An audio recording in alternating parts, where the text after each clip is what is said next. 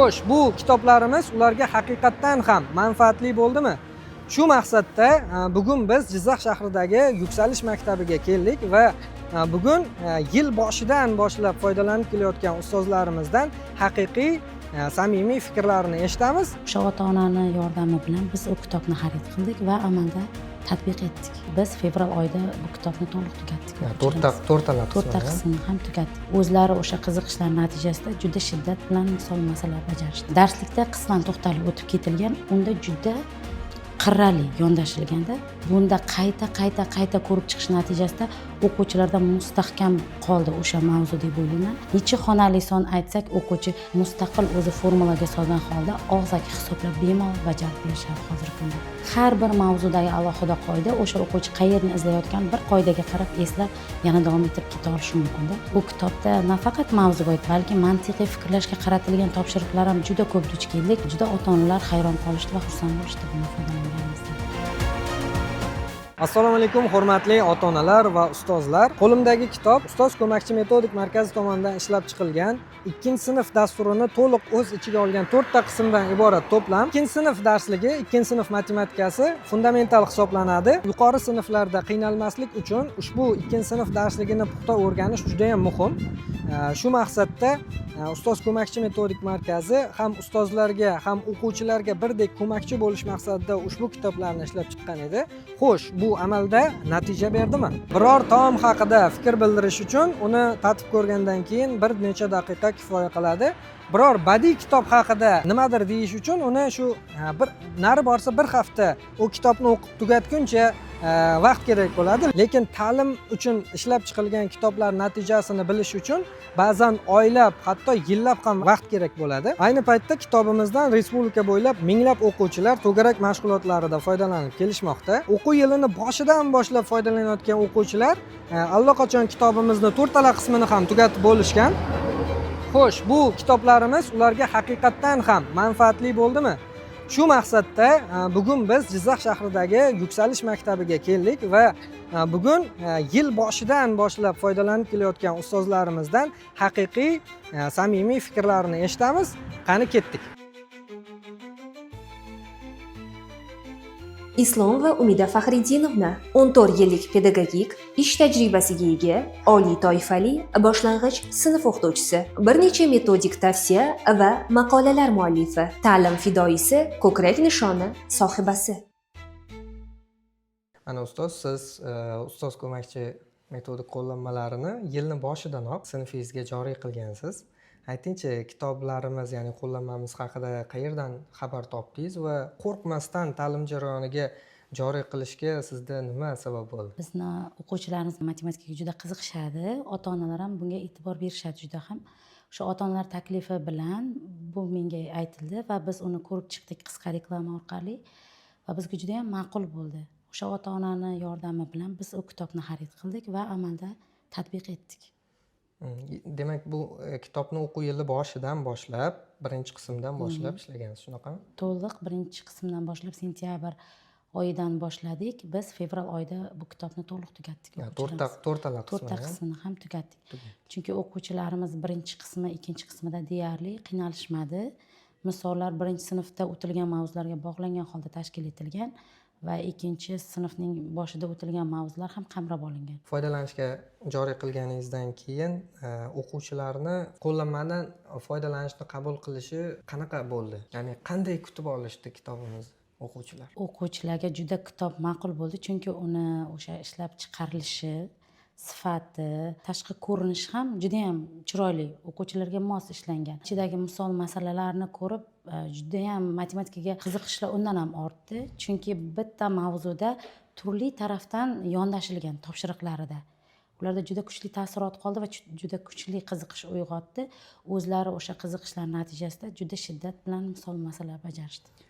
Mana biz Telegram kanalimiz, YouTube platformalariga bepul tarzda, hammaga ochiq tarzda shu video darslarni ikki qismga bo'lgan tarzda, ya'ni mavzuni tushuntirish qismi va undan keyin misollar tahlili qismlarini joylaganmiz. Aytingchi, mana shu video darslarni ham foydasi bo'ldimi? Ya'ni o'quvchilar yoki o'qituvchilar mana shu video darslardan ham foydalanishdimi? Ularga qanchalik manfaatli bo'ldi bu video darslar? To'g'risi, men video darslardan deyarli foydalanmadim, chunki Men uchun o'quvchilarga uni yetkazish murakkab emas va o'quvchilarim ham o'sha berilgan mavzuda, har bir mavzuda qoidalar va qoidalar asosida misollar oddiydan murakkabga qarab yo'naltirilgan.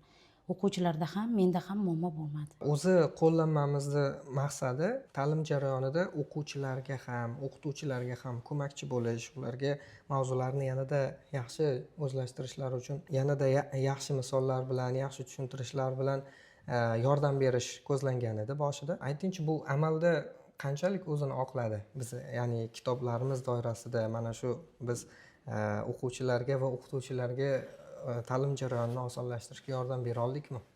Juda katta yordam berdingiz. Aynan menga o'z faoliyatim jarayonida.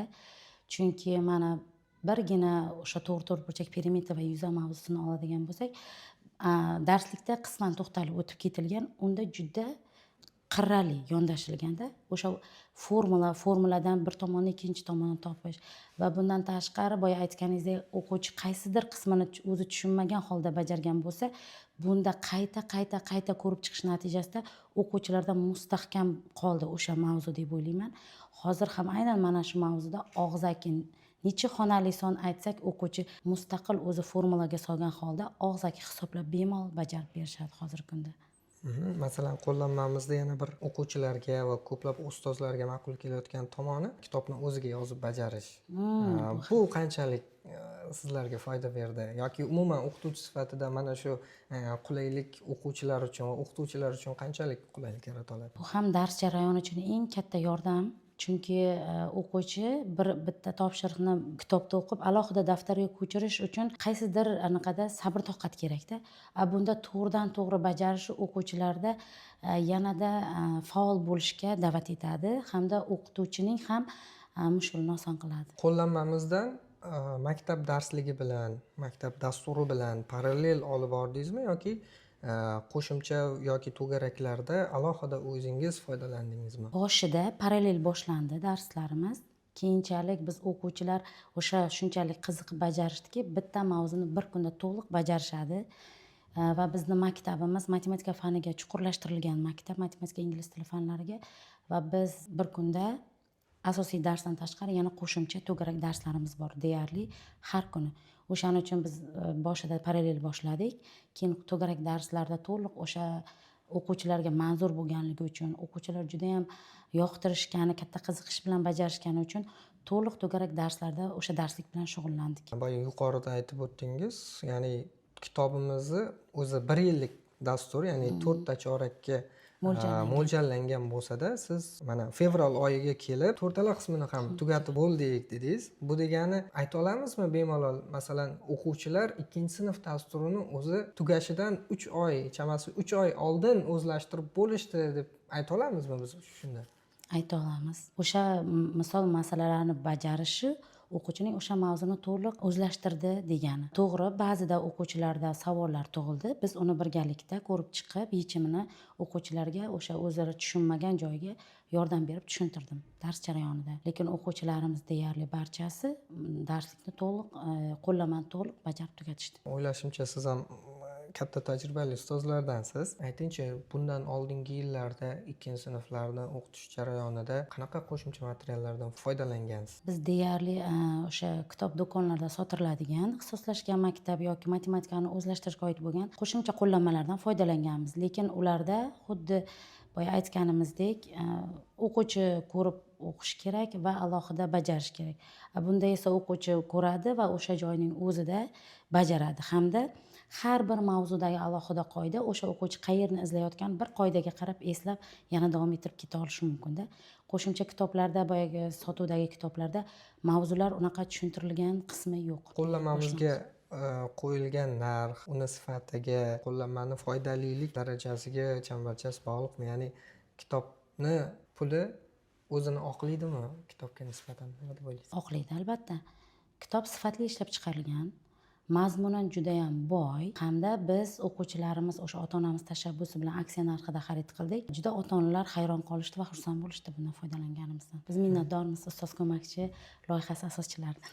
Mana qo'llanmamizdan yil davomida desak ham bo'ladi, yil davomida foydalangan ustoz sifatida boshqa hamkasblaringizga ham qo'llanmamizni bemalol tavsiya qila olasizmi? Ularga masalan qo'llanmani ishlatayotgan yoki qo'llanmadan foydalanishga ikkilanib yurgan hamkasblaringizga nima deya olasiz? Yo umumiy tarzda butun respublikadagi hamkasblaringizga kitobimizni to'rtala qismini ham tugatib foydalanib ko'rgan ustoz sifatida qanaqa maslahat va tavsiyalar bera olasiz? Men ishonch bilan barcha o'sha boshlang'ich sinf ustozlariga mana shu ustoz ko'makchi loyihasi tomonidan taqdim etilgan qo'llanmani amalda qo'llashlarini maslahat beraman. Chunki darslikda mavzular bunchalik keng qamrab olinmaydi va topshiriqlar ham bunchalik turli bo'lmaydi. U kitobda nafaqat mavzuga oid, balki mantiqiy fikrlashga qaratilgan topshiriqlar ham juda ko'p duch keldik va biz uni juda ham katta qiziqish bilan bajardik. Barcha boshlang'ich sinf ustozlariga bu ustoz ko'makchi loyihasining 2-sinflarga mos qo'llanmani qo'llashlarini va yuqori natijaga erishishlariga ishonch bilan da'vat eta olaman va bu loyiha asoschilariga qolgan darsliklarni ham ko'rib chiqishlarini, 1-sinf, 3-sinf va 4-sinf ustozlariga ham yordam bera oladigan qo'llanmalar yaratishlarini taklif qilamiz. Rahmat ustoz. Endi biz 2-sinfdan boshlaganimizning sababi 1-sinf endi juda ham sodda bo'lgan. Ko'pchilik o'qituvchilarning o'zi qo'shimcha oddiy qo'shish, ayirish amallarini bemalol bajara oladi, lekin 2-sinf dasturi bu matematikaning eng fundamental qismi hisoblanadi. Ya'ni o'quvchi matematikada eng ko'p yangi tushunchalarni, yangi terminlarni aynan 2-sinfdan boshlab o'rganganliklari uchun biz aynan 2-sinfdan boshlaganmiz. Ya'ni o'quvchilar agar 2-sinfda kitoblarni yaxshi tugatib, 2-sinfda ba'zi fundamental bilimlari ancha yaxshi bo'lsa, katta sinflarda qiynalmaydi degan maqsadda ishlab chiqqanmiz. Menimcha fikringizga qaraganda, demak, kitobimiz o'zini oqlaydi. Oqladi. Rahmat ustoz, fikrlaringiz uchun, tavsiyalar uchun. Mana ko'rdingiz, ustozimizdan o'zlarini tajribalaridan kelib chiqib o'zini fikrlarini so'radik. O'quvchilar bilan turli o'yinlar o'ynadik. Ularni qo'limizdan kelgancha kichik sovg'alar bilan taqdirladik. Buning uchun ta'limga juda ham yuqori e'tibor berayotgan Yuksalish maktablariga juda ham katta minnatdorchilik bildiramiz. Bundan tashqari, ta'limni rivojlantirishga qo'shayotgan hissalar uchun butun Yuksalish maktablariga, rahbariyatiga va o'qituvchilar jamoasiga ustoz ko'makchi metodik markazi tomonidan minnatdorchilik bildiramiz va ustozlarga xuddi shunday ta'limni rivojlantirishda charchamasliklarini tilab qolamiz. E'tiboringiz uchun rahmat. Bizni kuzatishda davom eting.